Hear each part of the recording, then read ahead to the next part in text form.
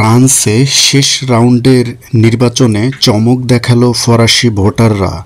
30শে June প্রথম রাউন্ডের ভোটে এগিয়ে থাকা মারি লোপেনের দল আরএনকে 7 জুলাই দ্বিতীয় রাউন্ডের ভোটে ছুঁড়ে ফেলে দিল ফরাসি ভোটাররা। ফ্রান্স পার্লামেন্ট নির্বাচন 7 জুলাই 2024 চূড়ান্ত ফলাফল প্রকাশ করেছে ফ্রান্স স্বরাষ্ট্র মন্ত্রণালয়। ফলাফলে কোনো দলই এককভাবে 289টি আসন বা সংখ্যাগরিষ্ঠতা পায়নি।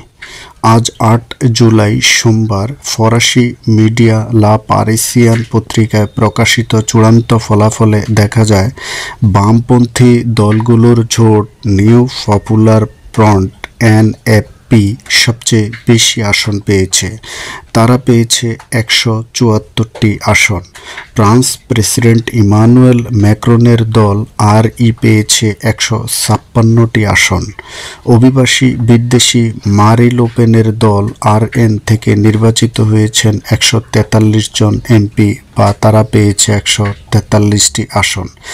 লেস রিপাবলিক ও তাদের জোট পেয়েছে 66টি আসন এবং স্বতন্ত্র ও অন্যান্যরা পেয়েছে 38টি আসন। নির্বাচনের প্রাথমিক ফলাফলের পরপরই ফ্রান্স প্রধানমন্ত্রী গ্যাব্রিয়েল আতাল পদত্যাগের ঘোষণা দেন। বেশি আসন পাওয়া বামপন্থী জোট নিউ পপুলার ফ্রন্টের নেতা জন লুক মেলেনশো বলেছেন তিনি প্রধানমন্ত্রী হওয়ার যোগ্য। ফরাসি মিডিয়াগুলো জানিয়েছে এই নির্বাচনে খারাপ ফল করেছে প্রেসিডেন্ট ইমানুয়েল ম্যাক্রনের দল আরই। বিরোধী মারি লোপেনের দল সংখ্যাগরিষ্ঠতা না পেলেও তাদের সিট সংখ্যা বেড়েছে। 2022 সালের নির্বাচনে যেখানে আরএন পেয়েছিল 89টি আসন, 2024-এর 7 জুলাই নির্বাচনে তারা পেয়েছে 143টি আসন। সবচেয়ে চমক দেখিয়েছে অভিবাসীদের প্রতি সহনশীল দল বামপন্থী দলগুলোর জোট নিউ পপুলার ফ্রন্ট। নির্বাচনের পরপরই মারি লোপেন ও তার দলের সভাপতি জর্দান বারদেলা জানিয়েছেন তারা সরকার গঠন করতে না পারলেও তারা ভালো ফলাফল করেছে।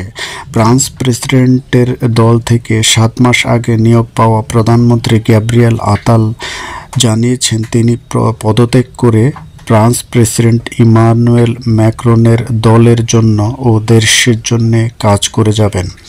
ফলাফল প্রকাশের পরপরই প্যারিসের রিপাবলিক চত্বরে বামপন্থী জোটের সমর্থক এবং অভিবাসীরা উল্লাস করতে থাকে। রাতে পুলিশের সাথে ঘটে সংঘাত। ফরাসি মিডিয়াগুলো বলেছে কোনো দলই সংখ্যাগরিষ্ঠতা না পাওয়ায় আগামীর ফ্রান্স পার্লামেন্ট হবে কোয়ালিশন পার্লামেন্ট বা দুর্বল পার্লামেন্ট, যা ফ্রান্স প্রেসিডেন্ট ইমানুয়েল ম্যাক্রনের জন্য স্বস্তিদায়ক না হলেও আপাতত বড় ধরনের অস্বস্তিতে তিনি পড়বেন বলে মনে হয় না। সেরকম ঘটনা ঘটলে তিনি তার ক্ষমতা বলে আবারও পার্লামেন্ট ভেঙে দিয়ে নতুন পার্লামেন্ট নির্বাচনের ডাক দিতে পারবেন। ফরাসি জনগণ চায় মানবাধিকার এবং গণতন্ত্র এবং অভিবাসী সহ সকল মানুষের অধিকার যেন অক্ষুণ্ণ থাকে, এবং তারই প্রতিফলন ঘটেছে এই ভোটের ফলাফলে। নির্বাচনের এই ফলাফল ফ্রান্সে থাকা অভিবাসীরাও কিছুটা স্বস্তির নিঃশ্বাস ফেলছে।